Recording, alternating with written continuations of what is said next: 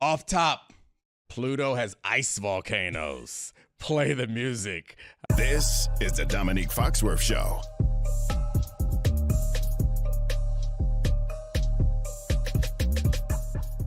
All right, welcome to the Domonique Foxworth Show presented by Allstate. You got to do the hands every time you say Allstate. Yeah, Allstate. All right, so you got a hell of a job in your hands. You got to segue off of ice volcanoes. Apparently, they've been dormant for quite some time, but at one point, volcanoes on Pluto erupted water ice and some substances similar to ammonia and methane. The Jets offense has also been dormant for many, many years and continued today. I like it. Can we just call the Jets offense the ice volcano? Yes. Yeah, from here on out. The cryocano, the Jets offense. All right. Okay, so what we're going to do to start the show, we got Bill Barnwell coming up. We're going to dig into a lot of the results from this week, but we're going to check in with our and everyone's overreactions from week 1 and see how they play just a week later. First one. This one's from you. All right. The Jets are already all in, so they need to trade for a quarterback. Never been more writer.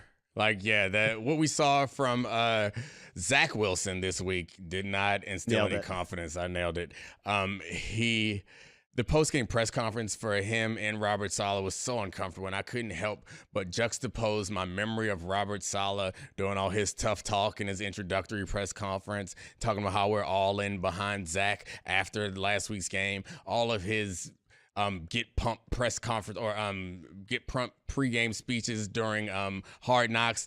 Juxtapose that with the Robert Saleh sad face that I am tired of looking at since Monday night. He's just so defeated and so dejected. And the saddest thing I think about the Jets is our biggest concern seems like it's happening. The concern was because they already have so much like bad feelings about Zach Wilson. If things go bad, this thing could unravel. And we saw the strength of this team, their defense play poorly and get kind of pushed around by the Cowboys. And then after the game, we really saw like the unraveling begin, where Sauce Gardner is upset. So he went dark on Twitter after people were kind of trolling him for CeeDee Lamb having a good game. And we saw Breece Hall post a tweet of 4 footballs in reference to the 4 carries that he got. Zach Wilson had 5 rushes. And, he had fewer. Oh, that's not great. That's not a great plan. So, yeah, that's the sad part to me for this team. So, yeah, they're going to have to do something. It seems pretty obvious that they're not going to be able to get where they want. Even if he starts to play better, it feels like this team is defeated. One of the sad things is like the guys didn't even pile on Zach Wilson. Like Saleh and Breece Hall were just like, yeah, Zach played pretty well. And Zach Wilson was like, I thought I was seeing it well for the first 3 quarters. So it's not even like the brash Zach Wilson blaming everyone else from the last couple seasons where people are like, his teammates are like, this guy after the games. This is like a new level of like Peter mania. I did. In listening to the postgame press conference, Robert Saleh also said on offense, we didn't make a single play. Yeah. Which is like, they did make a single play because Garrett Wilson made that 1 touchdown. But in the second half in particular. So, yeah, I think there's not much to talk about with them. No. This team is emotionally, it seems, spent. And when you build everything around one particular player and he goes out, you're going to have to do something drastic to save this team. And Zach's not going to be it. We're going to get so many cryptic social media messages from Rodgers over the next few months as he sort of teases a comeback by mid-January. Yeah, that's absurd, man. Like, I don't know. Well, I guess he didn't put that out there. This is other people putting it out there. But, like, I feel like it's a bad idea to put the pressure or put the idea out there that you're going to come back. But I guess if they're not in playoff condition, there's no reason to rush it back. And it seems like maybe I'm overreacting. The Cowboys are really good. Maybe they'll bounce back. It's just so hard to imagine given how bad things got for them last year with Zach Wilson at quarterback and how bad things seem like they're about to start getting with him at quarterback again. Yeah, there's nothing Aaron Rodgers wants to do more than say that he knows better about modern medicine than everyone else and come back faster with the surgery. All right, next one. Oh, gosh. Last week, we just assumed that, the Bengals will be fine. Joe Burrow. Yeah, less confident about yeah, that. He's hurt again. Yeah, because he is hurt again. That's a big reason why. And they didn't play well in this game at all. There was the whole Joe Burrow, Joe Cool thing is not shining through on the field right now. Their weapons are not playing well against a depleted Ravens secondary. You would have thought, and I thought, that they were going to have a much better time of it going against this beat-up Ravens team. But the Ravens were, at least for the first half, were destroying Joe Burrow. His numbers ended up being better, destroying Joe Burrow in man coverage against those receivers and many times, and coming out overall on top. They gave up some plays in the second half. They gave up more plays when the game was out of reach. It did not at any point seem like this team is going to be a legitimate contender, and that's what you expect when your quarterback goes down. So, yeah, I was wrong, and I think most of the people assumed that they would bounce back, but they have no chance until Joe Burrow is feeling healthy and playing right. I mean, last year Joe Burrow said our Super Bowl window as long as I'm here, and that's this season is actually part of it, because if he can't play, they're cooked. He left out healthy. I'm here and healthy. Yeah. Other side of that coin, the Todd Monken offense didn't look any more effective than Greg Roman's scheme. Yeah. Last week, we noticed how slow the offense looked, how many mistakes Lamar was making. Yep, we were wrong. They are incredible, and Zay Flowers is the number one receiver. Yeah. He's the first number one Lamar's ever had. Yeah. Well, I mean, I think Bateman was a true number one, but he got hurt. Yeah. He's healthy, or he's out there now. I don't know how healthy he is. They lost Odell Beckham in this game. That team always has so many injuries. It's disappointing and frustrating, but the fact of the matter is they always have a lot of injuries, and they always end up playing pretty well. And, yeah, I think that Lamar looked comfortable throwing the deep ball. He was moving well, running and creating the dynamic that puts the pressure on defense. This offense looked really good. The defense played really well. This team was one of the teams that I was high on before the season started, and watching them against Houston gave me some pause. However, it was the first game without true preseason, and they were incredible in this game against a team that, granted, Burrow was hurt. It's still a really talented team that is battle-tested, and they look good against them. Yeah, and I mean, Lamar got rid of the ball faster, and he faced a career-low 9.1% pressure rate. Wow. I didn't know that. That O-line played well, too. Huh? Yeah, without the starting center and left tackle. Well, they are used to injuries. They're used to bouncing back. So, yeah, we were wrong about that, thinking that it was going to take some time. They played well against a well-coached and talented defense. So, yeah, I think my original feelings about that offense feel a lot more true. And we saw the things that we wanted. We saw them spread it out. We saw them attack deep down the field. The things that you want opposite a threat like Lamar is you want them to be concerned about the deep passes and the wide parts of the field, because then if you want to, you can run a draw with Lamar, which they actually did, and it was pretty effective. So, yeah, they look good. We were a little wrong about that one. Well, it's also it had been legitimately concerning how Lamar's play had been trending over the last couple of years, and to see him have a vintage I'm awesome game was great. Next one, you weren't on this one, but a lot of people online were. People last week saying Josh Allen is bad now. That was an easy one to take. Yeah, he had a disappointing game against the Jets, and then people were bringing up all of his turnovers over the last several years, and they were leaving out the fact that he had more touchdowns than everyone too. And yeah, I don't have to rehash my Josh Allen opinions. He's going to give you some low floors and high ceilings, but he's going to give you enough high ceilings to compensate for the low floors. There were much fewer mistakes in this game from Josh Allen. He was outstanding, incredible, and it was against the Raiders, which is... How awesome was it when he tried to hurdle that guy from 4 yards out and just got headbutted right in the junk? So sick of him doing that, though. That's the thing. I love it.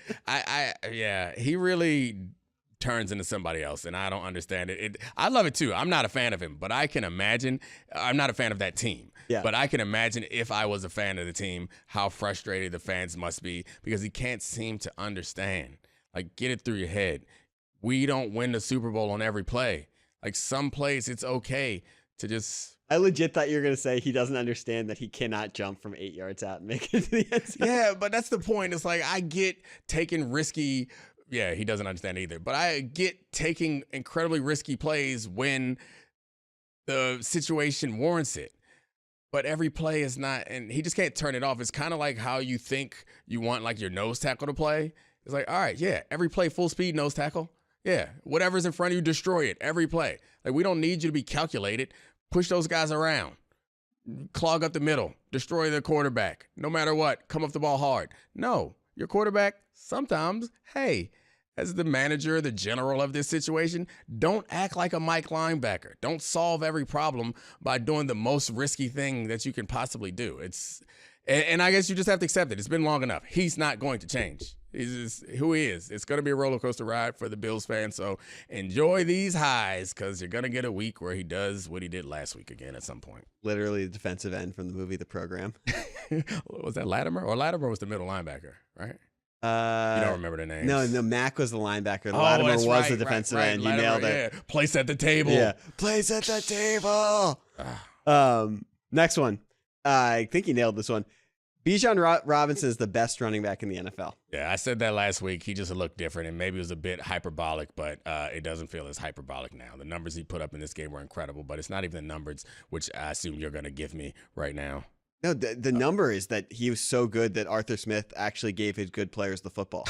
Yeah, it's just watching him, I think, is the thing that is most impressive. Because last week, he played well. He had that one big highlight. But the fact of the matter is when you watch all of the times he touches the ball, the way that he moves with the ball, it looks different than most other running backs. And I think that Christian McCaffrey, healthy Saquon Barkley are the only other players that I see in his stratosphere from that position. So I told you this before the show, but I was like legitimately had like a sad boy Friday night and was just watching vintage running back highlights on YouTube. And I went from like Barry Sanders, Bo Jackson, USC Reggie Bush for a couple hours, some Noah Devine high school highlights. And I actually was like, God, it kind of sucks that there aren't running back highlights like this anymore. Because the way the position is, it's like, nope, we got Bijan, we're good. We're getting another mixtape. To the rescue. Yeah, he's incredible. And this team, they got a big win against the Packers, a team that we thought was really good with a quarterback. And I mean, I think the Packers are really good. And I think the Packers still have a chance to win their division, even though the Lions are probably the favorite. But the Packers are good. The Falcons getting a good win against a good team is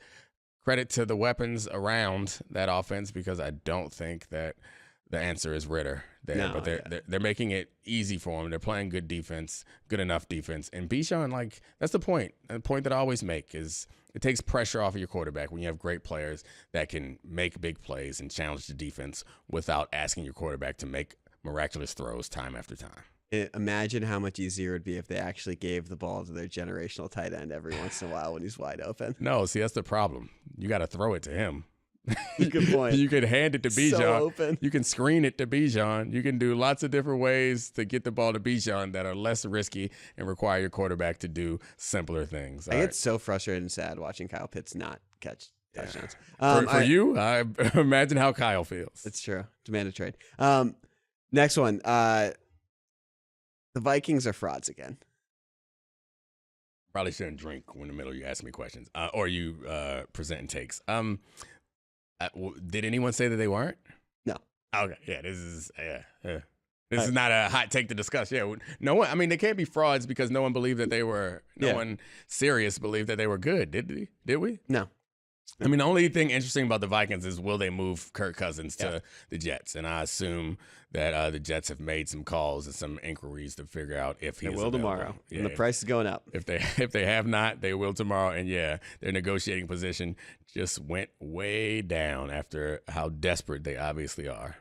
And the last one before we get to our good buddy Bill.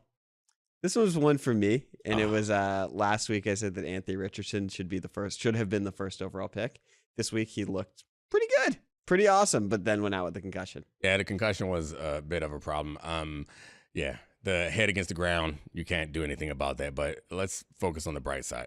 Yeah. His ceiling is the highest, and I'll let you make this argument because this is your account to take a victory lap on. It seems like we're 2 weeks in, and you seem absolutely right because of the things that I know you're about to say right now. Well, so I think you can still make an argument for Jalen Carter based on the first 2 weeks because that guy clearly looks like a top of the draft guy. But okay, Anthony Richardson's detractors were like, he might just suck. That's with Shane Steichen's system.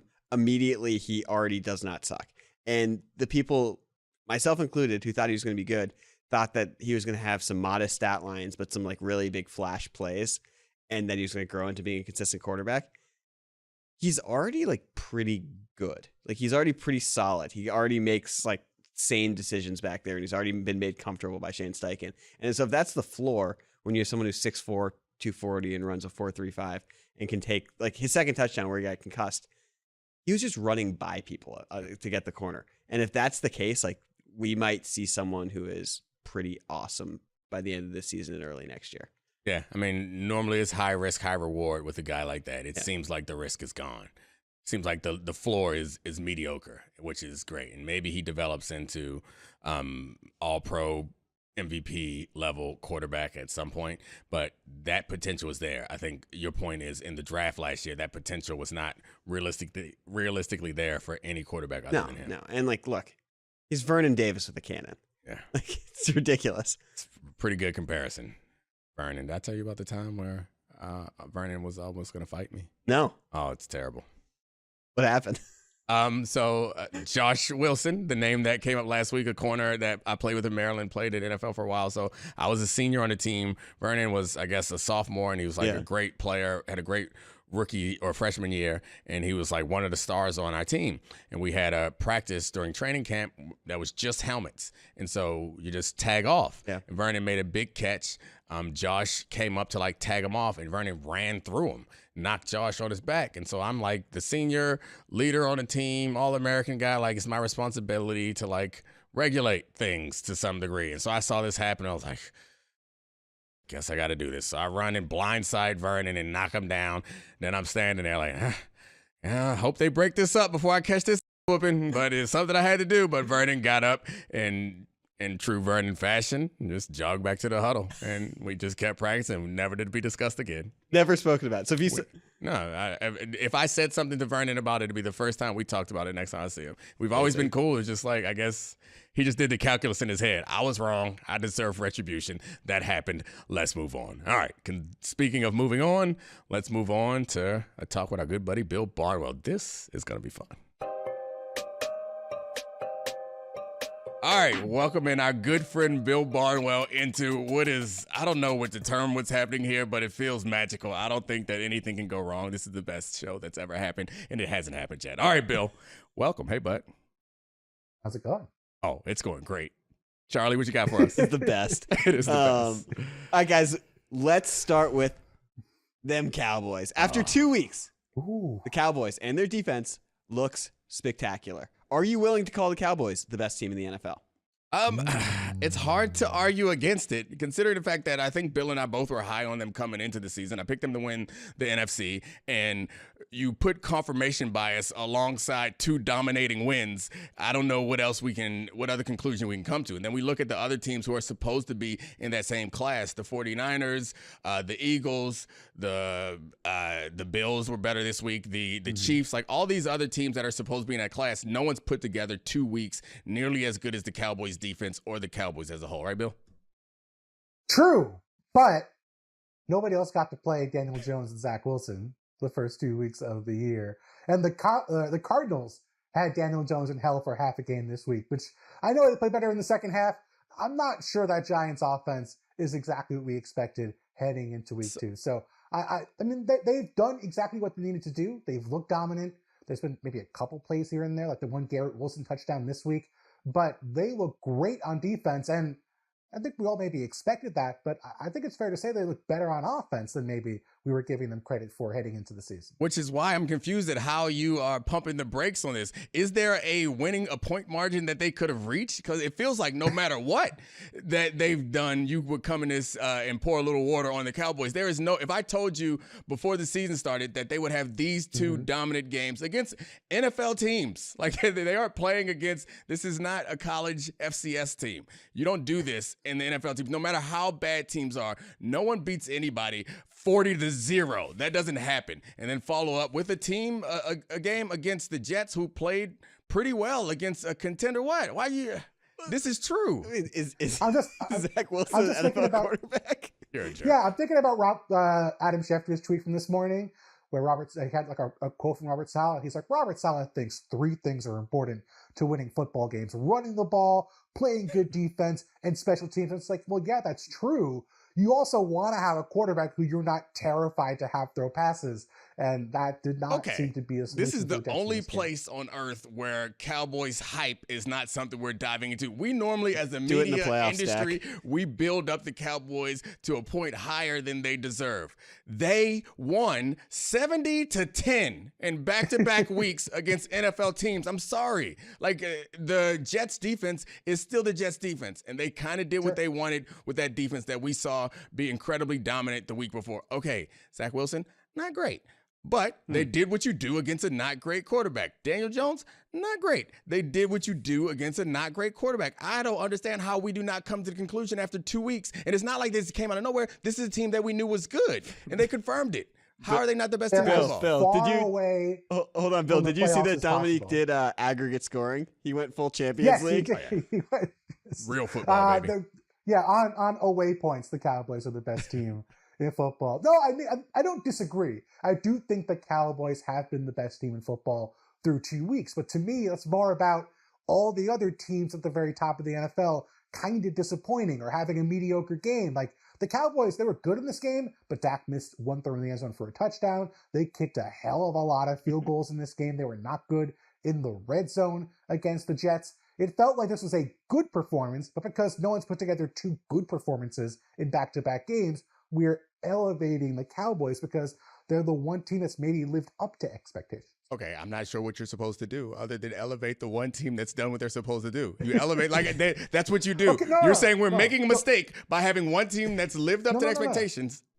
Okay. Here's what I'm going to say. Domonique, yes, the Cowboys have been the best team in football through 2 weeks. Okay. But do you actually feel different about them now? Yes. Because of how they played for 2 weeks than you did before the season?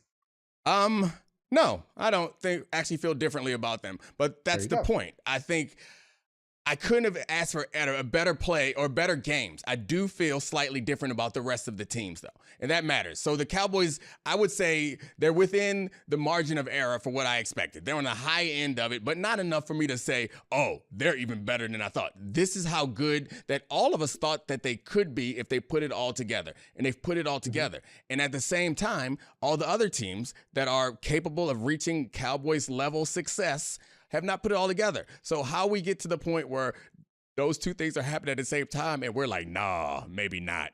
Wait, let's see one more week. Like, you guys are just haters, and it's fine. It's okay. It keeps it going. It makes me have the easy winning position of saying, hey, you know the team who's kicking everybody? They're good. Thank you, guys. They play the Cardinals next week, so it's not going to change the opinion, but the aggregate score is going to be ridiculous. Oh, no, Domonique, my question. On a neutral field, playoff game right now, do you actually think they're better than the Chiefs, 49ers, or Eagles? Yeah. Yeah, I do. On a neutral field. Ooh. I love it on a neutral field. What the hell is a neutral field? Get out of here. So, yes, Super I do. Bowl. Yeah, I mean, whatever. Neutral field, like the pH, is that what we're talking about? That's like the acidity of the field? Yeah, on a neutral field, the Cowboys are better.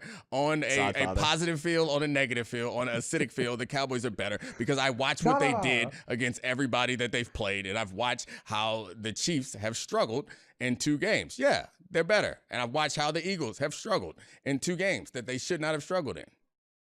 Domonique, if it's Mutant League football and they're playing in space, are the Cowboys better?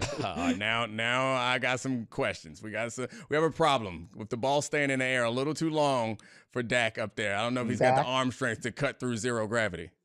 Too many space interceptions. I think the Cowboys have proven that we can keep our expectations high, but it all still kind of feels like we have to see them against tougher competition. The question in years past has never been, hey, can they beat bad football teams? We know they can beat bad football teams. You know I'm right. The shut up wasn't for you. I'm sorry, Bill. The shut up was for Charlie. Because you guys are it's impossible. Okay. Yes. If they lose in the second round of the playoffs, again, you guys can march out here and talk bad about them. But until then, we have to be honest about what we're seeing. And what we're seeing is the best team in football, being the best team in football. Mike McCarthy obviously spent all his off seasons getting smart on stats and analytics, and is showing in his game plan. Well, should we talk about maybe the best player in football? Because that gets to our next segment. Sure. All right. And now it's time for our Good Hands Moments presented by Allstate. You got to do the hands. You can't say it and not do the hands. Presented by Allstate. There we go. Okay. All right, you can put him down now. I don't know what to do with my hands anymore. A little behind the kimono. One of our producers told me I was terrible with my hands and I'd be good with my hands in about a year and then on screen. And now I don't know what to do. And the perfect thing is the Allstate logo. So now we know what to do with your hands. Anytime you get confused with your hands, just Allstate it. We're going to make this into a touchdown dance. We'll talk somebody into doing the Allstate touchdown dance. I'm going to take this read from the top.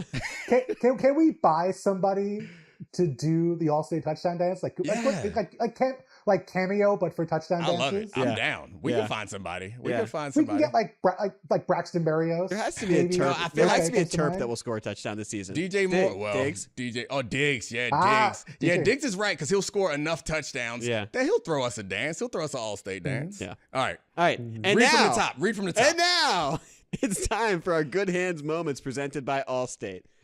2 sacks, 3 tackles for a loss, 3 pressures, 4 quarterback hits, a pass deflection, and a forced fumble. We're talking about Micah Parsons. And my question for this Allstate good hands moment is Micah Parsons the most impactful non-quarterback in the NFL? Tyreek Hill is currently playing against the Patriots. I don't know what he's doing at this moment, but we will by the time this goes up, and maybe that'll change the way that I feel. But as of now, the thing that is fresh in my mind is watching Micah Parsons completely dominate this game, create sacks for other people, create sacks for himself, create interceptions, and also not create a fumble in recovery by his presence, actually physically rip the ball out and jump on. Like in the course of one game, it's very rare that one player who is not the quarterback can have so many pivotal plays tied to his presence. And for whatever reason, there were a couple times that they single blocked that man. I don't know their protection schemes, but I do know that they can see the number 11. And wherever he is, slide the line, damn it. Slide the line. Chip him. Something. Right, Bill? Just chip him. Anything. It's hard because he moves all over. You can't rely on him being in one spot. That's my point. Wherever he is, sideline 200, right? But it's harder if he's moving in the middle. He's so good on twists and stunts and if he has some things set up for him on the edge, and if he sidelines his way, you can still have him creating opportunities. He's so fast moving once he gets going that I don't think it's that simple. I would love it if it was that simple, but I think it's harder to block him than it's been to block anybody since JJ Watt. I think Aaron Donald was right in that discussion, but I think JJ Watt was unblockable in a way that Micah Parsons feels right now. Oh, that's spicy. That is spicy. I thought you're not gonna fall into the obligatory Lawrence Taylor reference. You're gonna go JJ Watt, huh? You're not gonna go with the athletic built black man, which is normally the reference that people make to Micah Parsons. I like that. You're a top notch ally. Oh, I'll take an analyst too. The thing that blows my mind is, okay, so I get it. He moves around. You can have multiple protections, and you can base your protection off of where he is aligned. He does not do a lot of like pre-snap movement. It's not like starting on the right and running all the way over to the left and then putting his hand down. So like you know where he is. The offensive line can push the protection in one direction. The reason why I say chip him or do something is not even that you think you're going to stop him, but it's also just feels like to save face. Because that was, I said in the room, we all watched it together, me and a bunch of the producers, and I said, what are the chances? I think it was after he already had a sack and a bunch of pressures. I was like, what do you think the percentage chances are that he gets another sack? The room said landed on 90%. The very next play, he was in an isolation block with the right tackle, and we all called it at the snap of the ball when he was manned up on him like Allen Iverson against Michael Jordan, and he gave him the and then got to the quarterback. We all were like, oh, yeah. There's an uproar and laughter. It was hilarious. And that's my point. It's hard for me to walk into, it's like if your car gets robbed or broken into and you're like, did you lock it? Nah. Like, yeah, you're going to at least have to break the glass to take my bag out. That's how I feel about Micah Parsons and my quarterback. You're going to at least have to shatter the windshield to get in and get my quarterback. But they're like, nah, let's leave it unlocked. See what Micah do. Micah's a menace. I just love that you turned that bum lineman into Michael Jordan. Yeah, I was trying to think of an iconic crossover. Man, I'm riffing here. We just freestyling. I was trying to think of, you got a more iconic crossover with someone who is comparable? He's not a bum lineman. He's in the NFL. How dare you? I feel like Ty he's Lue? the Tyronn Lue of the situation. Yeah. No, Ty Lue. Oh yeah, you're getting stepped over. Oh, fair point. Mhm. Ty Lue, I- one of the I- best coaches in basketball right now. Doesn't matter. Doesn't matter. He could win 8. He could be the head coach of the year 8 times in a row. It does not matter. I do that step over to my dog every day, and my dog never even knows it. But it wasn't a crossover at the point. But anyway, we're No. getting away from the NFL and away from our boy, the good hands player. What is it? Read it again. Mike, Our good hands moments presented by Oh. Allstate. Shout out Micah Parsons. He's terrifying. He is terrifying. All right, guys, next topic. Did today's win over the Jaguars give you more or less confidence in the Chiefs? Bill, I want you to go first. that's a good question. Yeah. I think both in a strange way, because I think unless NFL teams are going to extend the end zone to be 12 yards deep, because the Jaguars had like 5 touchdowns that would have counted Zay Jones. with a slightly larger end zone.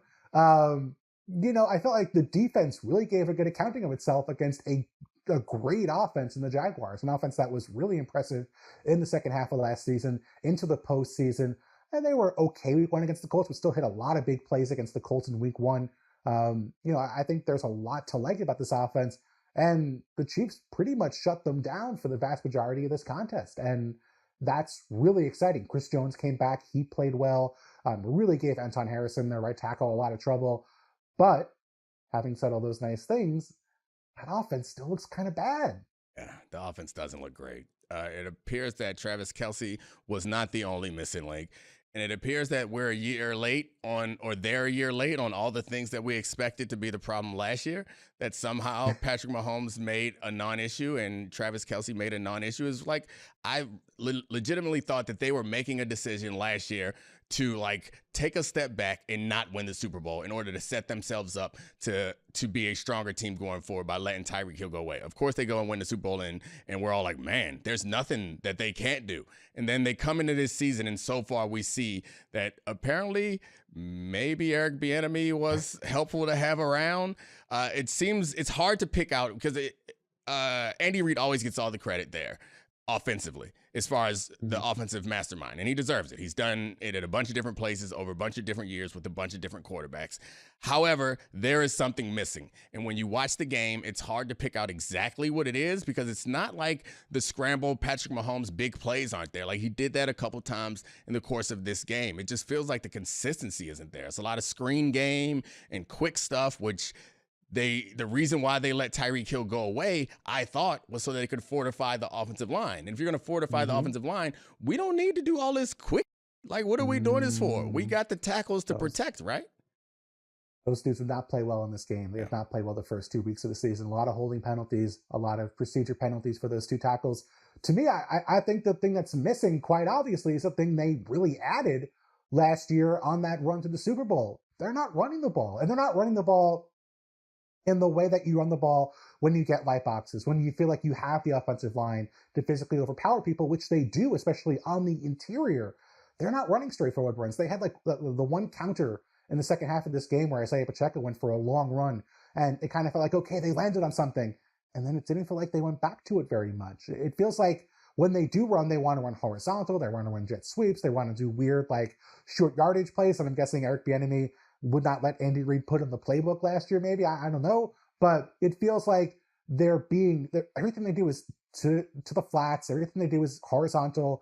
They're not attacking a ton vertically, and they're not attacking up the gut, between the tackles. And I think that's what's missing from this offense right now. I never thought I'd see the day. Bill Barnwell wants some Run the damn ball. wants some up the gut running from our analytics guru. Go ahead, Charlie. I mean, to be fair though, pop quiz. Do you know who their 2 leading receivers were in this game? Sky Moore, Yep. Justin Watson. Oh, nailed it. Sky Moore and Justin Watson. And are they ever going to get light boxes, or are they just going to dare Justin Watson and Sky Moore to beat teams? Yeah, that's a fair point. I don't know. Either way, I think you're right. Being able to run the ball and challenge them is important. But I think also the hardest thing to measure, as we try to measure everything in football, is the psychology of a team. Yep. And I do think that it's difficult for a team like this that's been in contention every year for 5 years now? Yeah, it's exhausting. They're in the championship game at least, if not the Super Bowl, and they just got off it last year. It feels like there's a possibility for somewhat of an emotional letdown and kind of like, well, we'll be there when we need to. So while last week they lost a game that they could have won, this week they won a game that they could have lost. And to me, to some degree, that's kind of all that matters is you want to get them. They want to stay near the top of the conference and be healthy and playing at the best in the time when they get to the playoffs. And as long as this defense is playing well, if you're close, like that's the thing. Yeah. If you're close, the defense is good enough to keep them close. It's going to be hard for us to bet against Patrick Mahomes at the end of games. Like we saw him do it in the playoffs last year against this same Jaguars team and the Eagles in the Super Bowl. And the Eagles in the Super Bowl. Do you think that Kadarius Toney might be like a tornado of chaos and maybe he's just too much trouble for this team? It just feels like they want to use him clearly. He has value. He's super talented, but just anything is possible when he touches the football. He could take the ball to the house on any given play. He can drop the ball. He can fumble it. Like there's no like solid, quiet game for Kadarius Toney in a good way or a bad way. There's definitely a 14-point swing every time you give him the ball. It's like it could go either 7 points either way. Yeah, I don't know. I mean, that's the price you have to pay. You have to cut corners somewhere, and you're going to be shopping in the bargain bin, and that's what you get in the bargain bin. Sometimes you get something that's lightly worn, and sometimes you get something that got some holes in it. So it's the what you got to do. I'm on fire with the analogies today. Do you guys think they need to add somebody before the trade deadline? You don't like my analogy? No, Bill, yes, because the sky's the limit for this team. Literally, Sky Moore is the limit for this team right now. So how long have you been sitting on that one? Did that just come to you? You didn't hear me giggle like 5 minutes ago? Oh, that's why you were thinking. I saw you giggle. I didn't know what you were giggling about. You're like, I can't wait to say nothing but say something. I love it. Now where do we go from here? You put us in this Sky Moore corner. Now what? Get us out of it, about Charlie. trading for a receiver at the deadline. Hollywood Brown. Team's trying to lose anyway. Yeah. I mean, maybe Hollywood Brown. I think I've said that for every team that needs a receiver.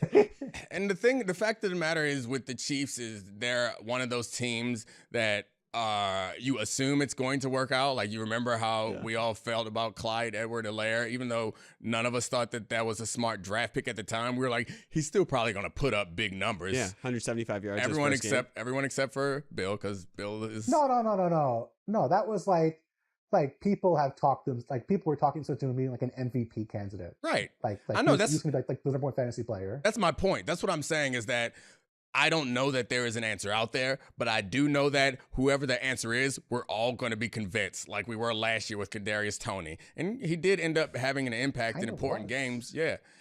But he's not now. And so you can't perfectly time him up when it's going to work out. But I know we all are going to believe. I know you were all hyped about Justin Ross this offseason. Yeah, I thought he was going to be good. Justin Ross is going to be great. He is so great at Clemson. Now he's going to be with Patrick Mahomes. At some point, you're going to need some difference makers on the outside, not just Travis Kelce. You know how I feel about slots and tight ends acting like you can build an offense around it. You can't. I don't believe it. Patrick Mahomes is an anomaly. You need a Puka Nacua type if you want to win the Super Bowl. You're trying to piss me off. You don't even know how I feel about. He knows exactly how you feel about. Oh, he does. Oh, okay, good. No, let's get your Puka feelings out there. Oh no, it's nothing against Puka. It's honestly it's the Cooper Kupp conversation that I've had with Charlie for a few years now. Is Cooper Kupp was putting up big numbers, and I would not put him in my collection of like difference maker receivers. And Charlie believes probably fairly that it's just my cornerback bias where it's like, I care about the guys who are going to break my defense. Those guys are normally on the outside. And it's not even about where you line up. It's about someone who is going to break the defense, not someone who's going to move the chains. And that was my point about Cooper Kupp is, yes, he's a great player to have. He's an efficient player to have.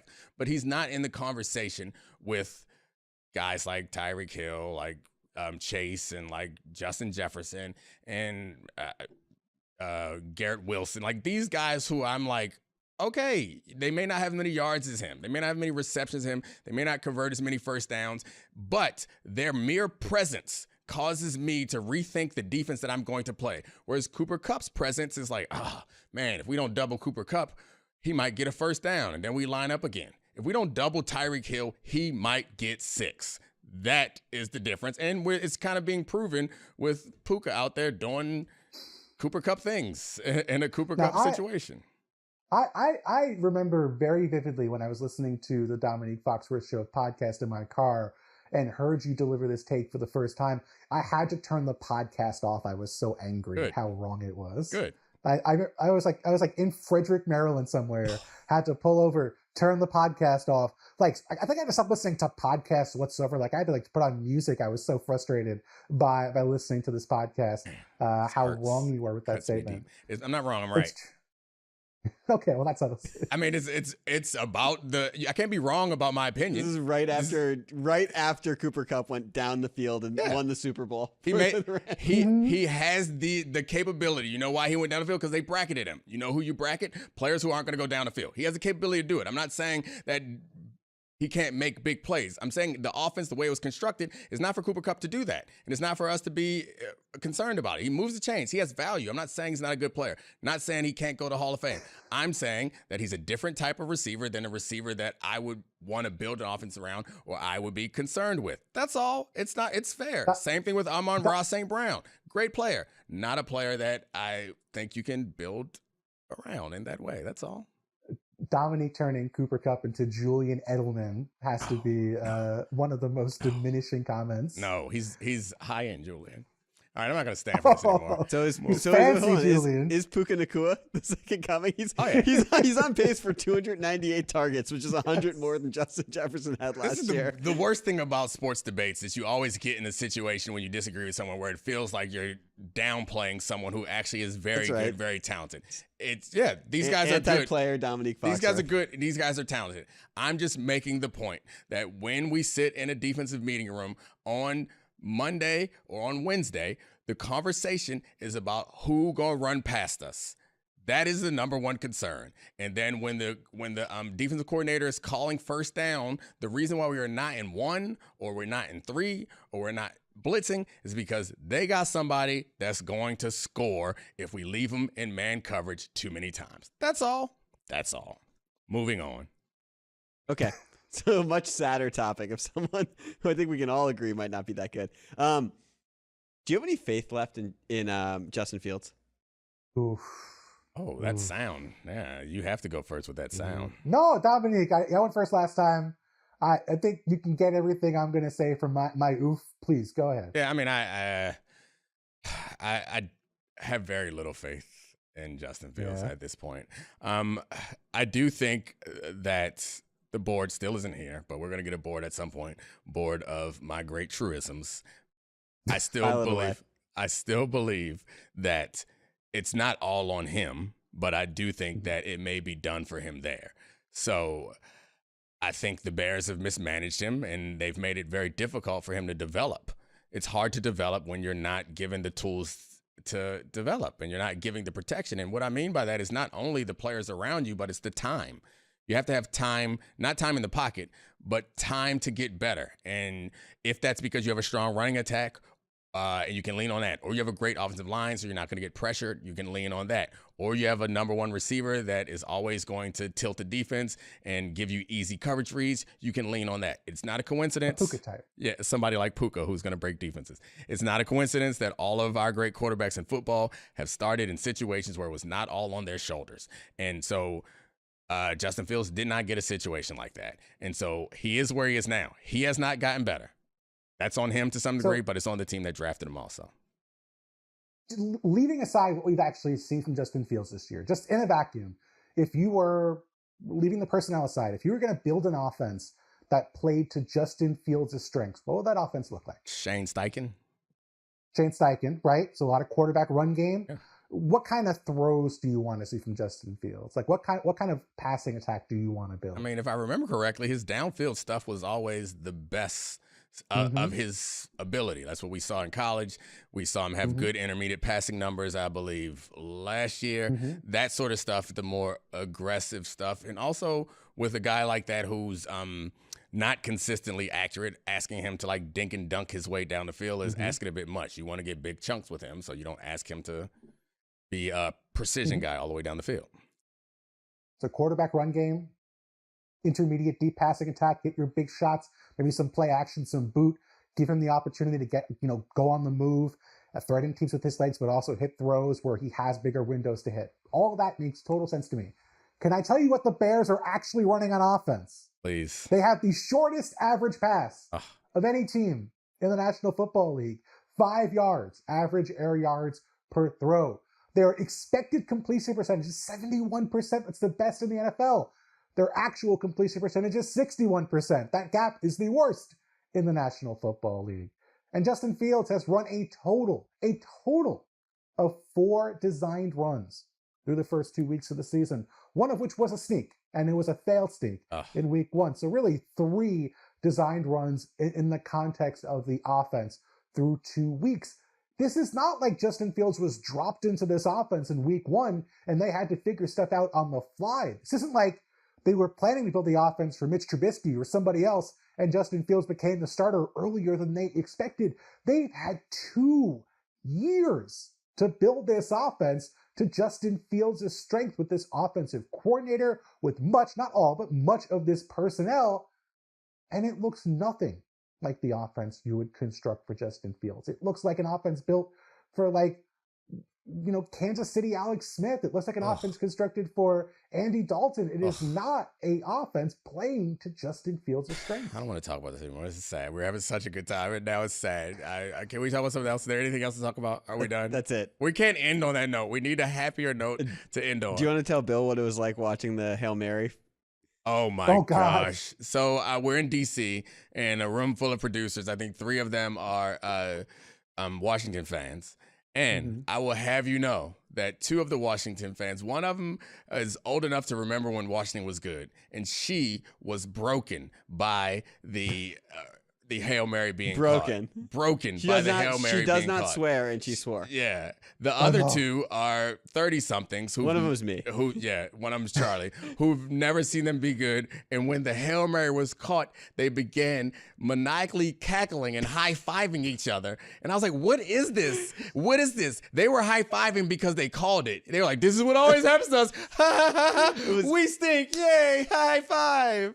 And I just never seen anything sadder in my life. Of the man who opposes tanking. We laughed and high-fived that way. Man. And it was a Pavlovian response. You see failure, we laugh. Speaking of my tanking takes, I've called 2 teams for their tanking, and both of them seem to be much better than we expected. So maybe I don't know what I'm talking about. Was the Cardinals game today like the ultimate, like the best possible performance by a tanking team? Yeah. Where you go up by like 3 scores, you look great, looks like you're dominating, and you still manage to lose? Like, I felt like that was, you gave the best possible accounting of yourself while you still lost and kept tanking. It undercuts one of my chief tanking arguments, is that you have an obligation to the rest of the league. When there is no relegation, you have an obligation to put a competitive team out there so that the games are entertaining and competitive games. They've managed to have 2 of them, and I am wrong again. Oh, well. At least I look good. You know who do they play next week? I don't know. Cowboys.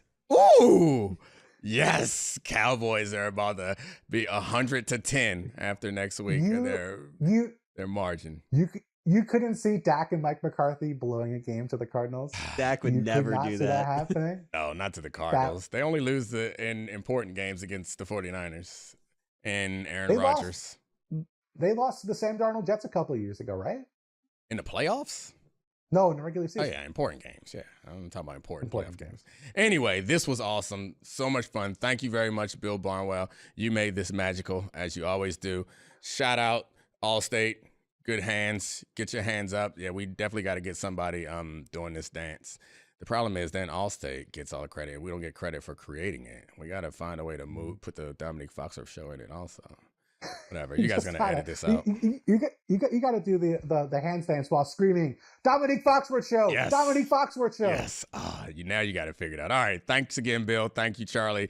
Thank you to all of our wonderful producers: Megan, the one true Washington Commanders fan; Kevin, Brian, Ethan, Serafina, Rob, Shannon, Podville. I love you. We're out. Who'd I miss? Nobody.